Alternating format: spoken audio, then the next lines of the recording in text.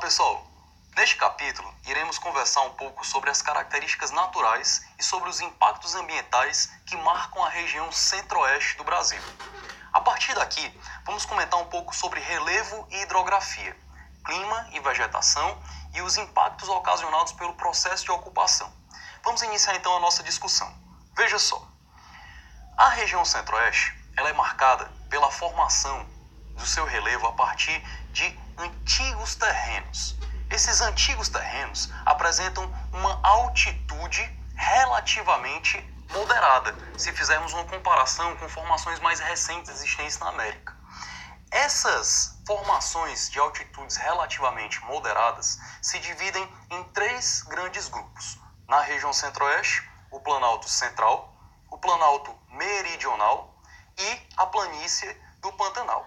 Cada uma eu vou associar com vocês uma característica importante. Veja só, na região do Planalto Central existe a formação de algumas áreas de chapadas.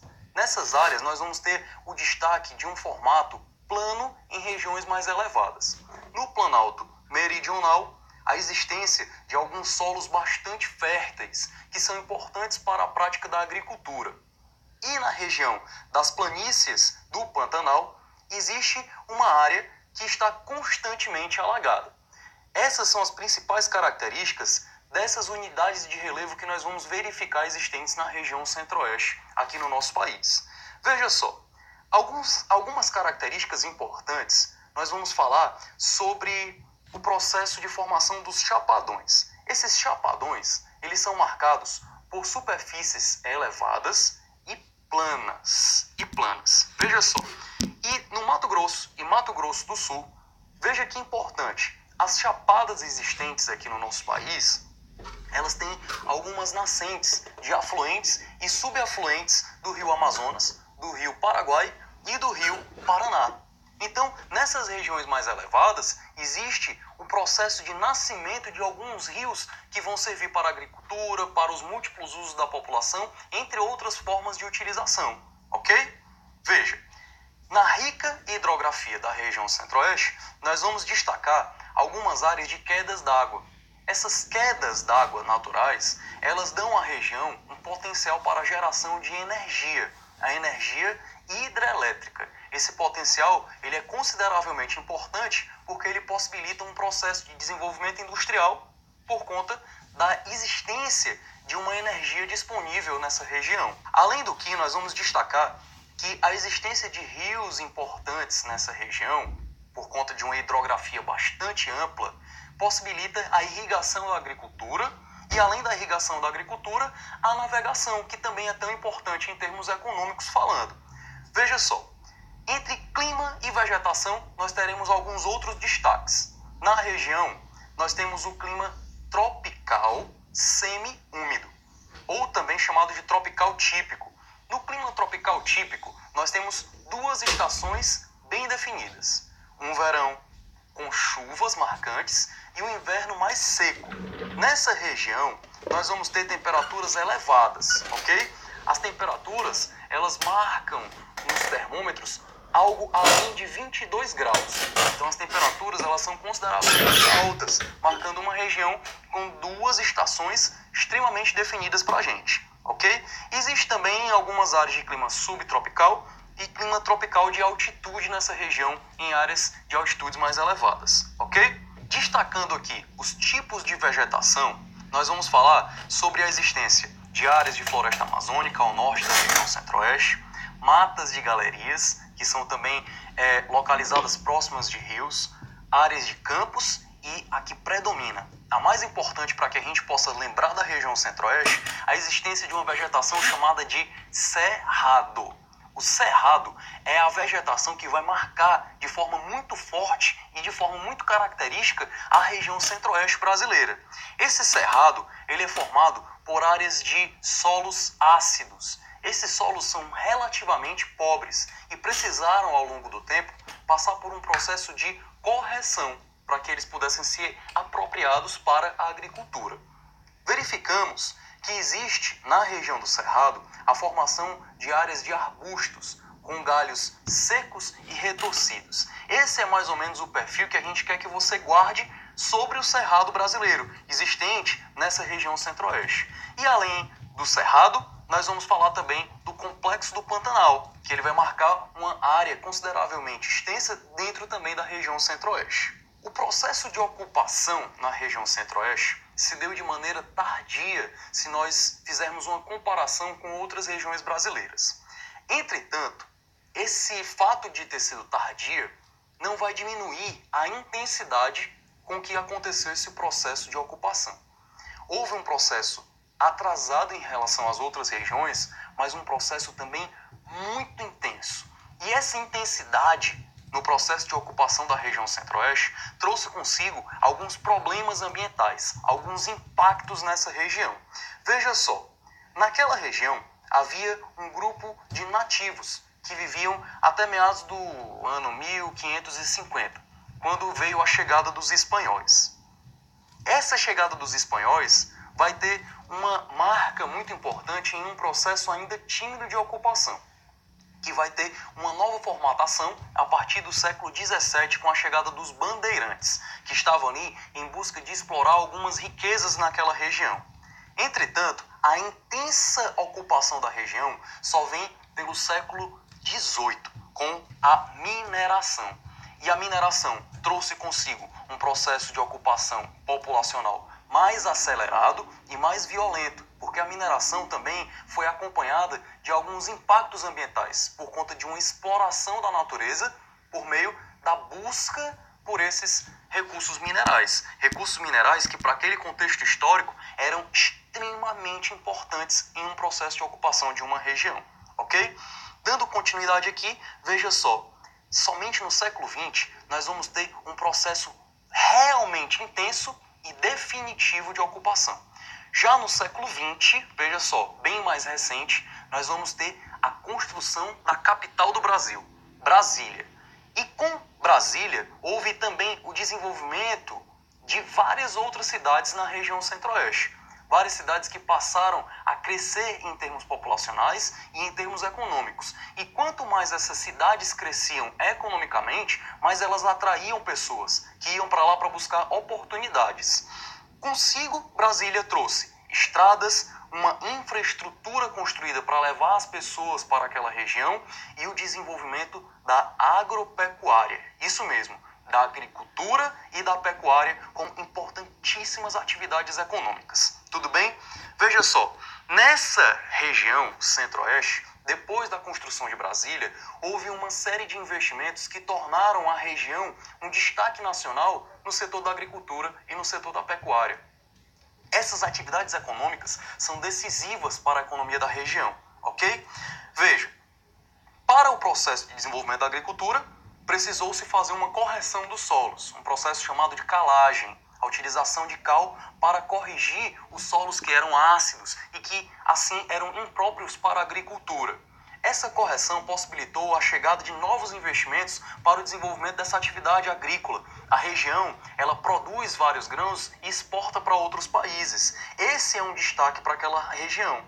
Há também um destaque por conta de uma grande biodiversidade. Isso mesmo, existe uma diversidade de vida naquela região. Vida animal, vida vegetal.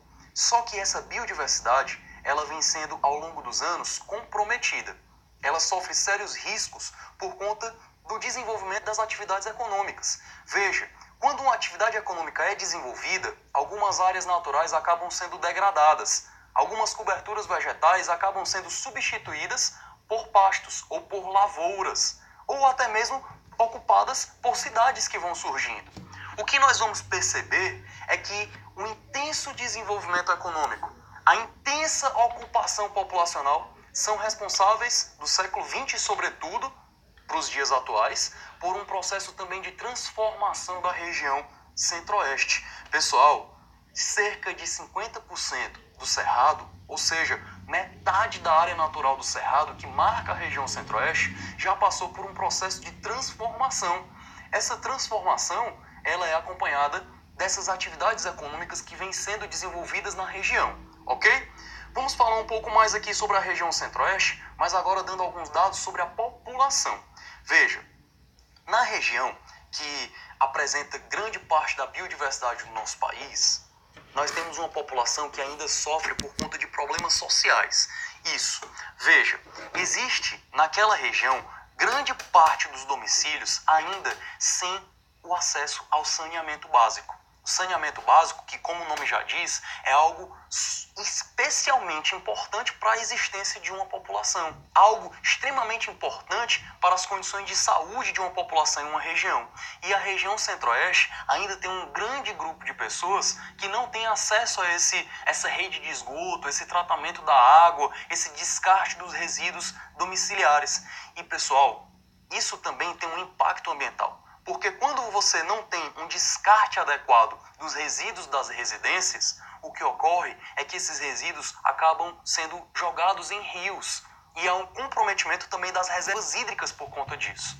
Essa é uma questão preocupante na região centro-oeste, além do processo de desmatamento para a implantação de algumas atividades econômicas. Pessoal, entre as atividades econômicas que são desenvolvidas e responsáveis também por esse processo de degradação da natureza, nós vamos falar aqui o plantio da soja, o plantio do açúcar, na verdade da cana-de-açúcar para dar o açúcar e o álcool, a mineração e o garimpo naquela região de forma geral. São atividades que têm contribuído para um processo de degradação da natureza, para um processo de comprometimento dos seus recursos naturais. Neste capítulo, estudamos a região centro-oeste, falando um pouco sobre seus aspectos naturais e falando sobre os principais impactos ambientais. E espero você no nosso próximo encontro, na nossa próxima aula. Um forte abraço e até lá!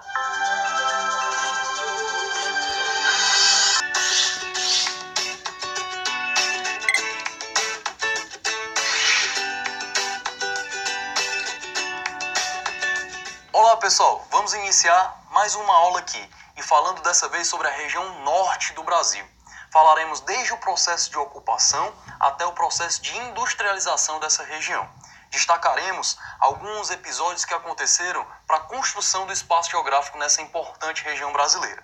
Veja só, entre as características mais importantes da região, nós podemos citar que existe na região norte a maior superfície territorial entre todas as regiões brasileiras. É isso mesmo, cerca de 45% do Brasil é somente a região norte. É um território gigantesco e marcado principalmente pela existência da floresta amazônica.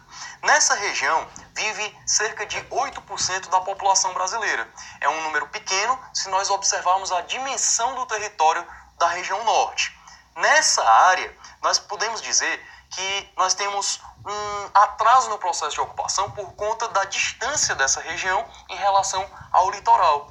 Lá na região norte existe uma grande biodiversidade, existe uma grande diversidade de espécies animais, de espécies vegetais e um processo de industrialização, um processo de desenvolvimento do comércio que vem alterando a região e vem elevando a importância econômica do norte em relação às demais regiões brasileiras.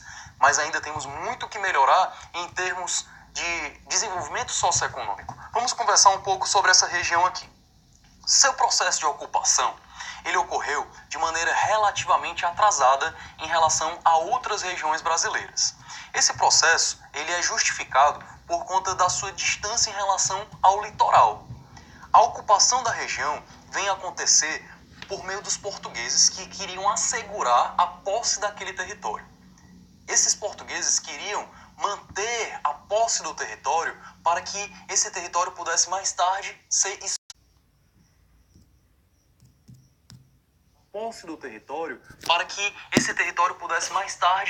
explorado por eles. Sabia-se da importância dessa região e o processo de ocupação por meio desses portugueses aconteceu a partir da existência dos rios de planaltos. E essa ocupação teve também uma finalidade econômica. Naquela época, algumas especiarias da região, elas despertaram a atenção do colonizador, como por exemplo aquilo que eles chamavam de drogas do sertão, entre elas o cacau, o guaraná, a baunilha, que tinham uma importância e uma relevância inclusive econômica quando eram vendidas. Essas drogas do sertão, elas estimularam um processo de ocupação e desenvolvimento econômico nessa região. Veja só, Belém e Manaus. Belém e Manaus destacaram-se desde o início da história da região norte, pois obtiveram um maior desenvolvimento.